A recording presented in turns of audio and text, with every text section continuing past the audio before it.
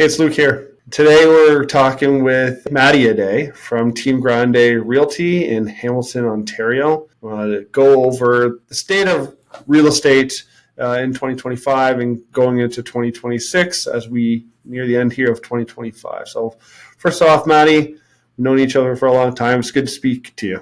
Thanks for having me.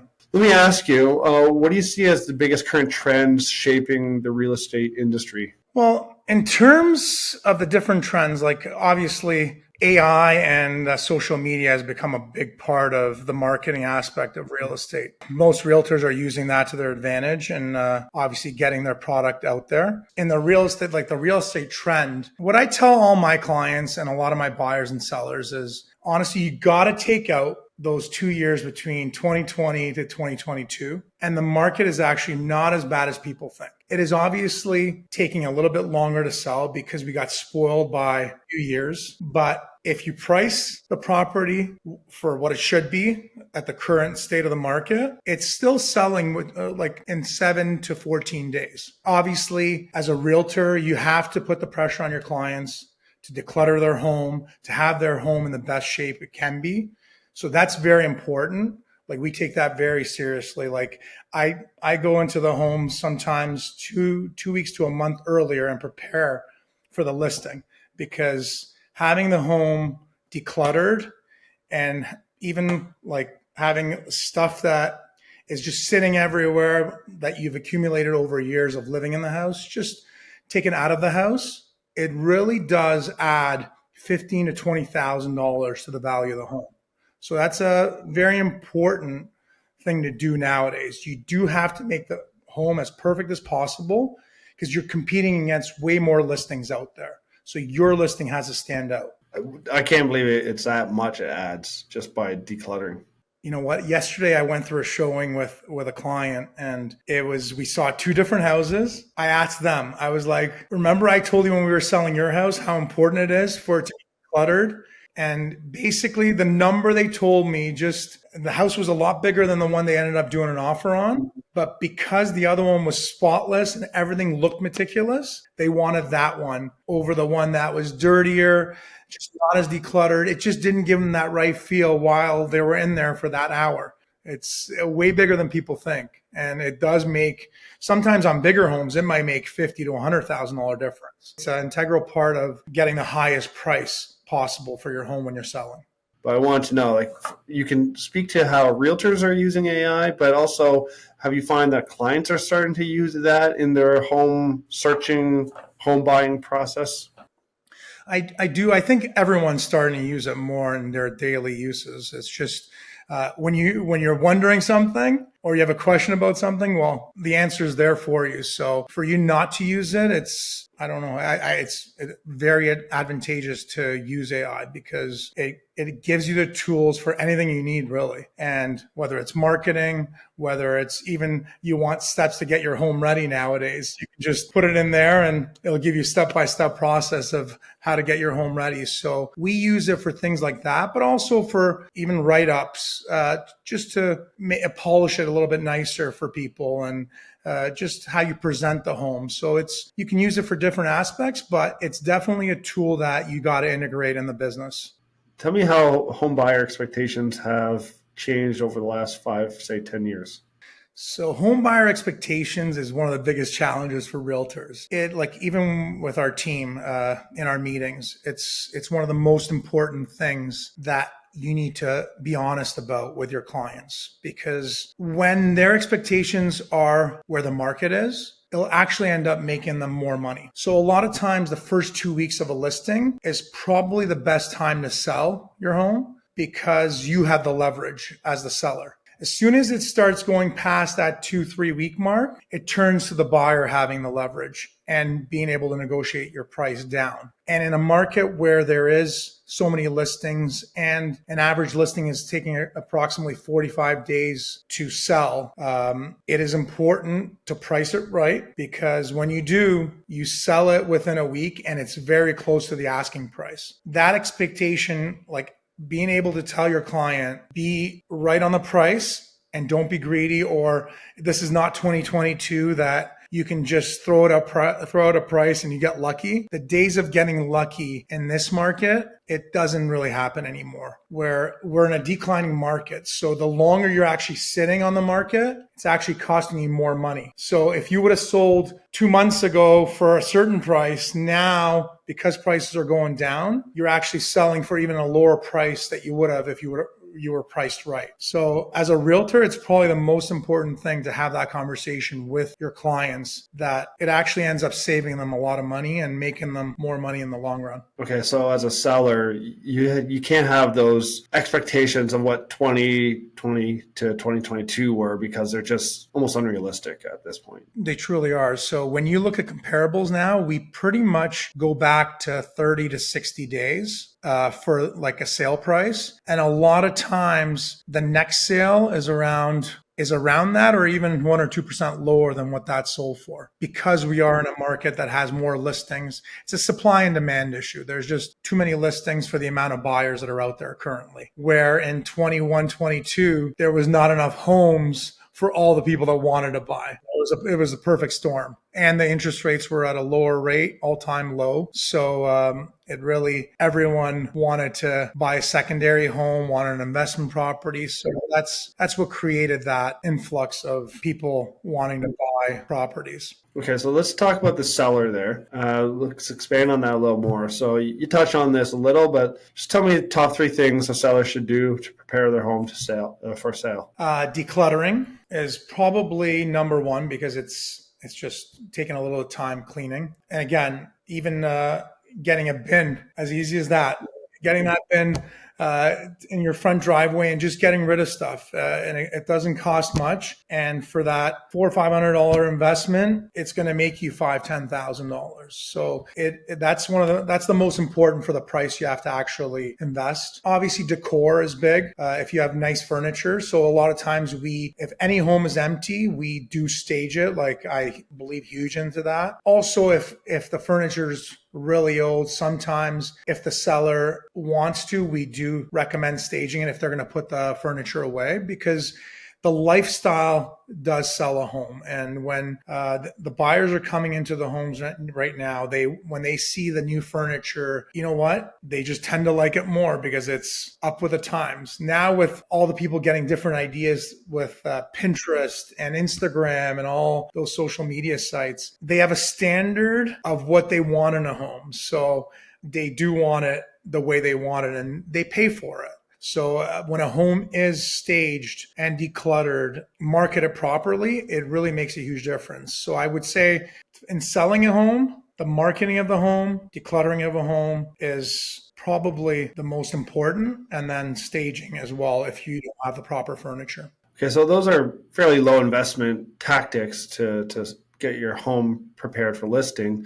But is there any other like higher investment ones that you would actually advise not? Like, let's just say a kitchen, if they have the capacity to renovate or to upgrade their kitchen, is that something you would recommend? Or is there a point of like diminishing returns where you can invest that $70,000 for that kitchen, but it's only going to net you X amount on the resale? Absolutely. The kitchen and the bathrooms are the 1 and 2 items that add probably 100% of the investment that you put in, 50 to 100%, depending. Again, if you have an old house, old flooring, and you change the kitchen, it's not going to have the same effect. But if you do the bathrooms, do the flooring in the kitchen, now that $50,000 investment is going to make you $100,000. We do a lot of flips, and I have a lot of clients that do flips. So we buy these older homes. A lot of times it's the whole house needs renovation. So when it's a few of the items and you do it together and the whole house looks brand new, the investment, like typically the rule book is when you invest $100,000, you're hoping to make that $100,000. So for $100,000 investment, you're hoping to make $200,000. And I have a lot of clients, even in this market, where we talk about it being slow and you know what, it's not the best real estate market we've seen over the years. Flipping is actually still working really well because we actually know the prices right now. It's not fluctuating as much as it did in years past. So you kind of know, you buy a property for 550, 600, you put 100,000 into it, you're probably going to sell it for 8 to 850. And typically the 100,000, you're going to probably get a new kitchen, new flooring, new bathrooms, some exterior work, and a lot of times even enough money to finish a basement, let's say on a bungalow. Again, I have a lot of clients taking advantage of that in this market still, and still doing really well and making approximately double their investment, double their amount that they're investing in renovating the home. So it's still been working well for a lot of people, even in a down market like this. For flippers, what kind of liquid capital do they need to be able to do this professionally? I have this. I have a lot of people that ask me this, and I typically you need the down payment, which is around 20%, and I would say to be safe that you don't put yourself in a corner or like that you're struggling or you have to borrow the money. I'd say on a 1,100 square foot bungalow, let's say, if you're renovating both floors, I would say 150,000 just to have in the bank is probably what you need. So around, let's say you're buying a $700,000 home, you need 140,000 to 150 for with closing costs to for down payment, and then another 150 to renovate the home. Again, some people use credit lines, so that's an option as well. You just got to make sure that if you're borrowing the money, that you're actually the timeline doesn't take too long, because every month that you take, you're paying interest on the money, and it's going to take away from the profit that you make. Okay, so going back to sellers, are there any mistakes you find sellers do to that actually lowers the value of their home? A lot of times people think, oh, renovating a home or like putting new flooring, let's say, for example, it's going to increase the value of the home. But you go into some homes and they say, oh, it's new flooring. And then you go into every room, it's not the same type of flooring. So they bought one area at one point and it was on sale. So you got to do it properly. Like I said, even with quartz countertops on an old kitchen, you invested 4,000 or 5,000, but really because you didn't change the kitchen or the flooring in the kitchen, it doesn't have the same increase in value or the return on value that you would have had if you did the whole kitchen, the flooring, and the countertops. So things like that, people think, oh, I did this, but if you don't do all of it, it won't give you the value that you think it would have. So it's important to decide, okay, if I'm doing these things to the house, I'm going to do, okay, the flooring, the kitchen, the countertops. You know what? If let's say the bathroom's not done in this case, it's not as big a deal because it's a different room. But when you're doing a certain area, you kind of have to do the whole area. Right. So instead of like piecemealing a part of the kitchen, just sticking to the countertops and then doing, say, the powder room, you're better off doing the countertops, doing the flooring, maybe even doing the cabinetry in the kitchen. Just do the entire kitchen rather than a little bit in the kitchen and then other rooms. Right. Or just doing one floor and leaving the basement older is you're better off than doing pieces of each floor. So like that's another example. But that's the biggest one because it actually, people think, oh, I did this, I did that. You know what? Painting helps. Like the cheapest. The other thing is paint a home probably is the highest return for the value that you invest as well. So that could help. Mistake wise, you know what? It goes back to just not having your house decluttered because that's the cheapest way to get the most money. And a lot of people don't care for it or they don't want to put the time in. And it's one of the biggest factors of not getting the highest price for your home. What about curb appeal? Like, how much value do you put into curb appeal? What are some like easy wins a homeowner can do before listing their home to add some curb appeal? Having your grass cut, having a little garden there in front of the house, showing that you actually cared for the home. It goes a long way. Even let's say, for an example, like some of the older, let's say some 70-year-olds that you go into their home, it looks like it's still from 1980, but when you walk in or when you're outside, the exterior looks perfect. it still looks like it's almost a brand new home because you can see they caulked the windows when it was they needed to. The garden looks beautiful. The grass is cut. So even something like that, even though the house is outdated, but because you know the homeowner cared for the home, you know what? Even homes like that get 5% more than a home that just looks like it's not cared for. So the curb appeal is very important. Like it's the first thing you look at when you're walking towards a house. So it just gives you a better feeling as you walk in the door. So it does make a big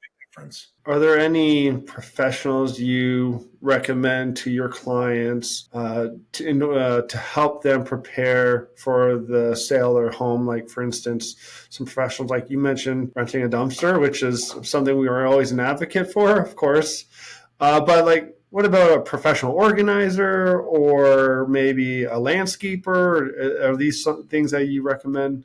So we have people for pretty much everything. So let's staging is the number one. Like it's massive. Even if it's you're using your own furniture, a lot of times we have a staging consult where we send the stager and she actually just even using your furniture positions it in the way she thinks it's best. And you know what? Or we remove furniture that's there just to space out the room more. Like sometimes removing a few things, it looks a lot it looks finished. It looks bigger. People can envision themselves into the home a little bit better. Honestly, you guys been there, dumped that. Like you guys have been great. We do have a lot of flippers. They always use you. I flip homes myself and I've used you, and having you guys with one call. I know the next day if it needs to be removed, you guys remove it on the day it's supposed to. The new bin comes in. You guys have been great help for us as a real estate team and a trustworthy partner in terms of referring you to our clients, because that's one of the most important things to me as a realtor, that when my client's asking for, whether it's an electrician,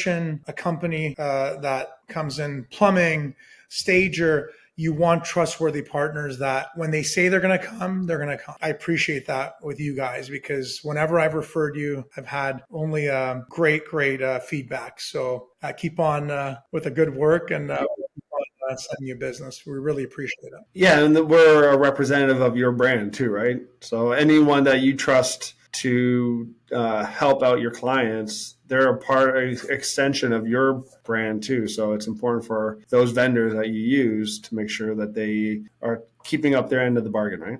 Absolutely. It's just it's helping each other out, and we only make each other look better, and it typically gets us more business. So honestly, it's so important. And like I said, I stopped at the electrician, you guys, but there's like sometimes an appliance might not be working, and we have a guy beforehand. We go in, we fix the oven that wasn't working before, that we don't have to say it's as is. Like with a couple $100, you get the home where it needs to be, and using your trusted partners. And when you're listed, you want to stand out, and you want someone that's going through not to feel like, oh, you know what, this house wasn't taken care of. You want them to feel like, oh, everything's working.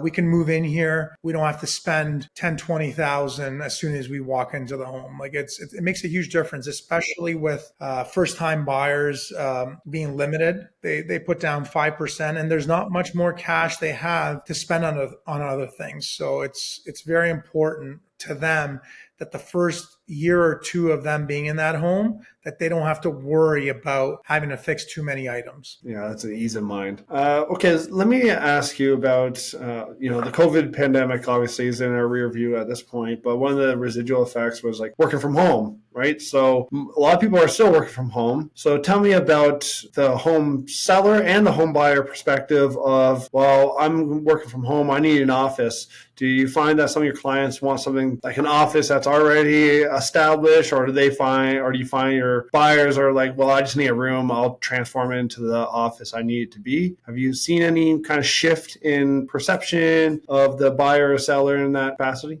Yeah, it depends on the price point. I mean, sometimes when it's, let's say, the 500 to a million price point, a lot of times it's just having an extra room that they can go into and have as their office, which is either on the main floor or sometimes even the basement.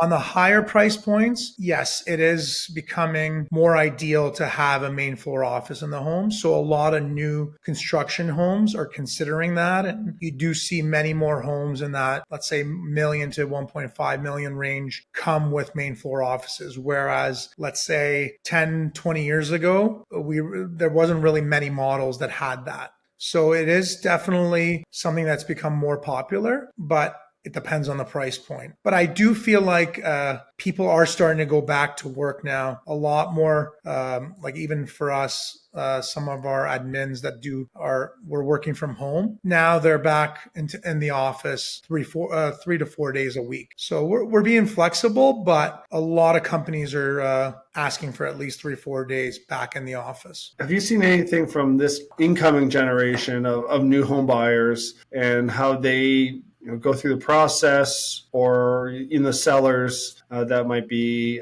this younger generation? Is there any changes that you've seen from this generation to previous generations?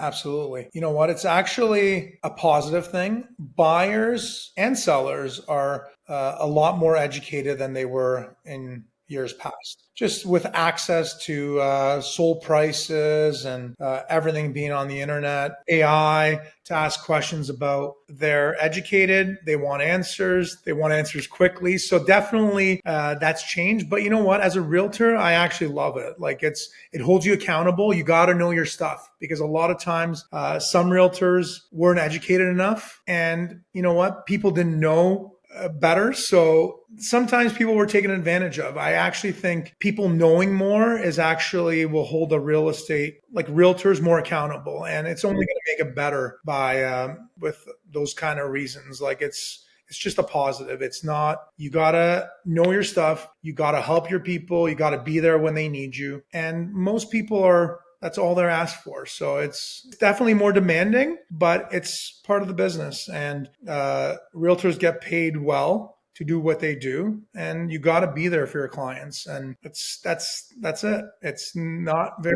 hard.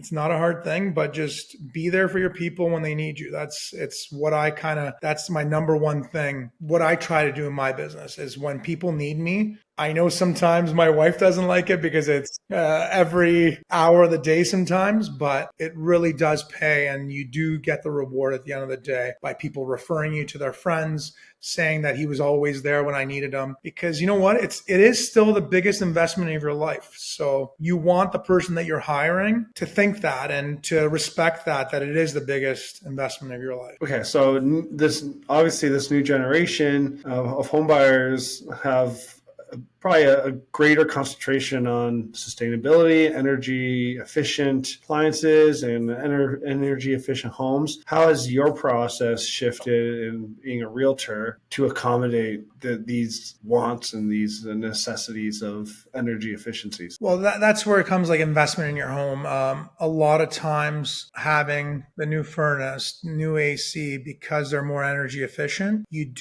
people want the updates because it does save you on the utility bills and things like that. It does make a big difference, especially with newer homes, all the new rules that the government has put in place to be more energy efficient. It does help on a monthly basis. So people want it. So as much as you can, even if you're in an older home, we do try to advise people, okay, you know what? If you can, we try to update a few things within reason, obviously, because it does make a difference.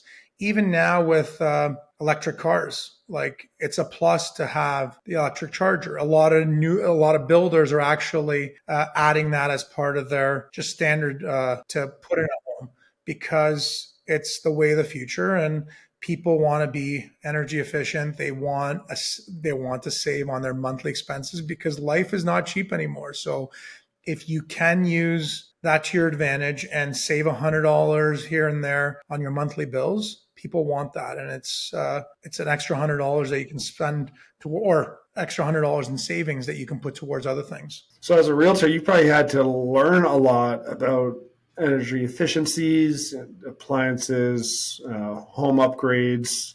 Where did you find you learned most of this information? Was it government resources, or was it AI? Where do you find most of your knowledge came from? It's a combination of all of them. Like when the government give you grants on things like that. So I tend to look into those things a lot more because you know what? You want to help your clients. If there's rebates on ACs, furnaces, you know what? It might be worth it because if you're spending 7K getting a 4K rebate, it might add that extra 10,000 in your house. So you're actually making 3K by doing it. It depends. But in terms of learning, there's so many tools now with the internet. It feels like if I'm a home buyer, I could just put into ChatGPT, I'm a new home buyer in the province of Ontario, the state of Florida, wherever you live, you should be able to, it will probably spit out all the resources you need to find those rebates, to find those energy efficient appliances and upgrades to save a little. Because you mentioned it, it's tough for this newer generation to buy a home. So you need to find every little advantage that you can get, right?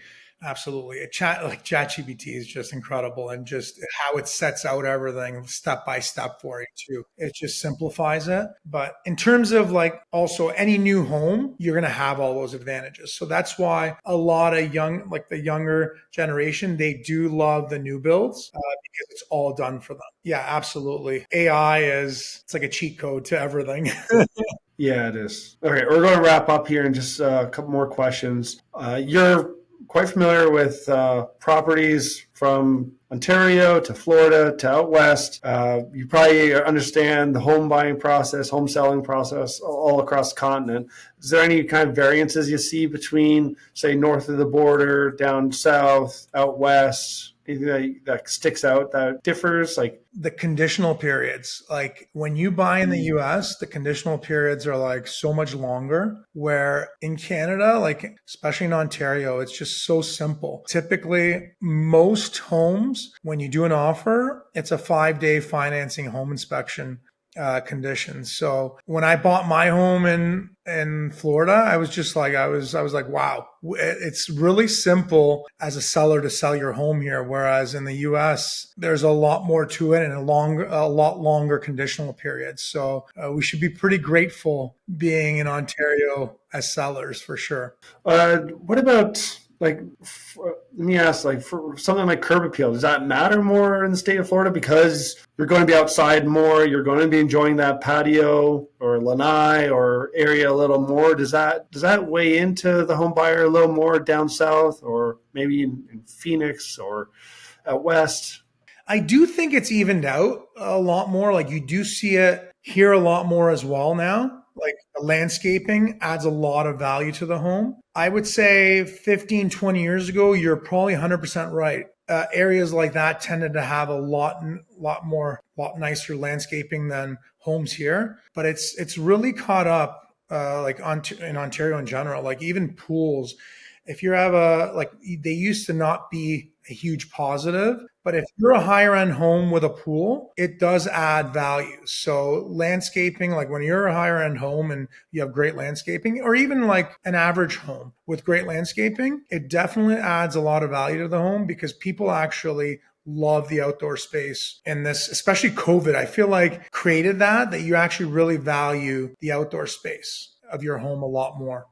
Yeah, I'm not entirely sure if you have knowledge of this, but I know like down south, Florida, a lot of the states like Louisiana, there's no there's no basements, right? So are you seeing a lot of investments in garages, and do you find those types of investments can increase the property quite a bit? I know, you know what, it was in Florida, there's no basements. It's more in the areas that there isn't basements, it's more for the flooding reasons. Garages are like they're a lot more important there because they don't have them. It's almost a storage area. So they become like the value almost like if you do have a garage, you do gain double almost the value of what you invested in it. So it does because the no basement, there's no area for storage. So it does become a lot more important down south than let's say here in Ontario, because if you have an unfinished basement, or even if you have a finished basement and the portion of it's unfinished, you have a big area for storage. You're right. And that's the way of my house. I mean, my basement,